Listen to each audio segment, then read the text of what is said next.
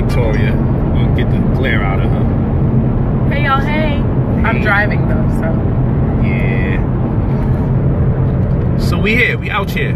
And the name of this title is Cash is King, Credit is Queen. Nothing wrong with cash. You should have cash, but we're going to have a conversation today about how to appropriate these monies and when, where, and why. Okay, so let's go here. Let's talk about recessionary proof assets. Very important. Recessionary proof assets. First and foremost, those of you that's interested in the mentorship program, go to brotherpolight45@gmail.com. I am waiting for the first set of cornballs to spell the name wrong on purpose so we can get you out of here. We love a block party. I'm from the hood. We love a good block party. So, you know, spell it wrong so we can start the block party. You know, 50 quarter waters and 50-cent bags of chips. We love a good old block party. But, all right, so first thing is first. brotherpolight45@gmail.com.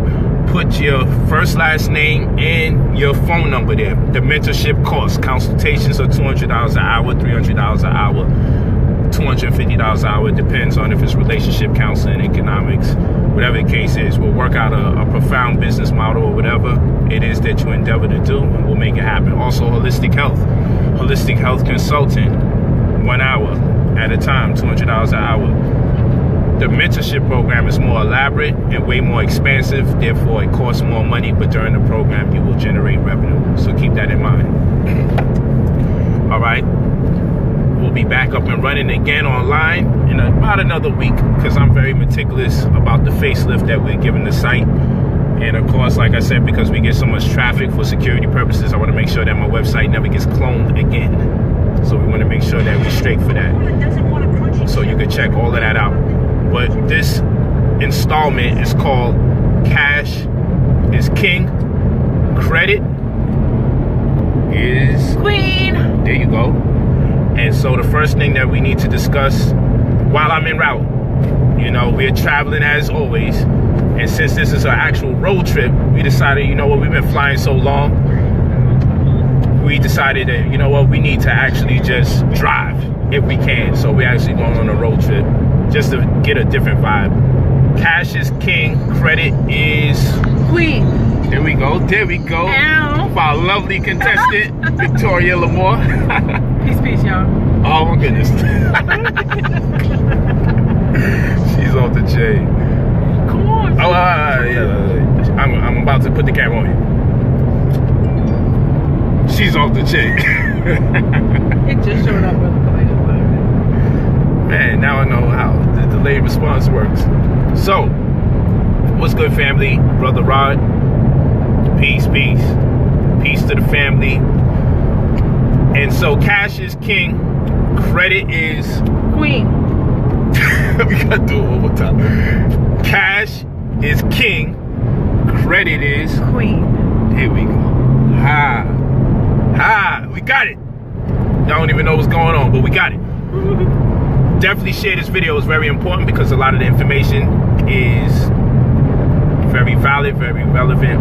I would say all of it. And in addition to that, you want to share it with people who may not be able to afford certain programs or classes to be espoused to this information. Very important. So share this video as we speak. Share it.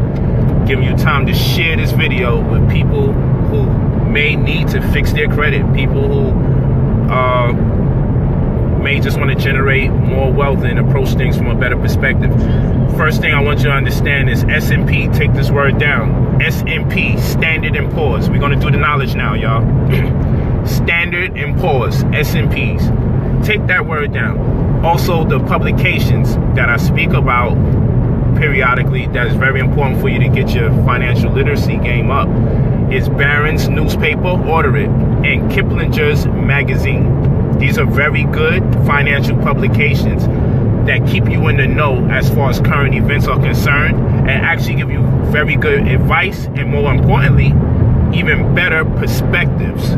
Because with perspective, you may not have to rely on someone else's advice. You could just take it into consideration, more so than have to rely on it and it be your end all. Okay, S&P 500, that's right, Standard & Poor's. And according to the Standard & Poor's Index, the monies you will retire into will plummet or will not have the same depth. So this means that to a ratio, if you're looking at $100,000, it's a $60,000 to $100,000 ratio, right?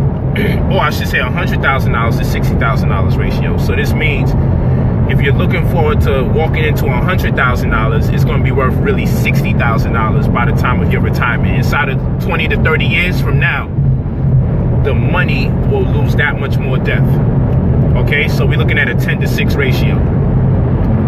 Meaning, if you're looking for $100,000 in your pension, you're really going to get $60,000. Why? Because you have food inflation, which is one of the #1 factors. Food inflation is when, here's an example, when you get a bag of chips. When you get a bag of chips and you realize, hey, how come the bags of chips cost more money and I feel like I'm getting less potato chips in there? Like, we come from a generation, people in my age group, 30 years old down, people in this age group, we remember 20-year-olds, right? We remember getting we remember getting $25 bags of chips. It's unheard of to find a $25 bag of chips. The youth, the younger generation, don't know nothing about no $25 bag of chips. We remember having bus passes, right? And then they turned into Metro cars and bus passes. We used to just be able to wave those things, walk in, pass it down. You know, we had the pink bus passes, all of that. And when I was going to Holy Rosary, things changed. So one generation will just be totally oblivious to everything, but the changes happen gradually, right? Like New York now has electronic tolls. So some people just born into that. By the time they get their license, they know nothing about the long lines we used to go through. They don't know nothing about just driving, and they zap your license plate, and next thing you know, you get the bill in the mail. Some of us just will never know how it used to be. Just last year, every year there's a generation that's going to be left out.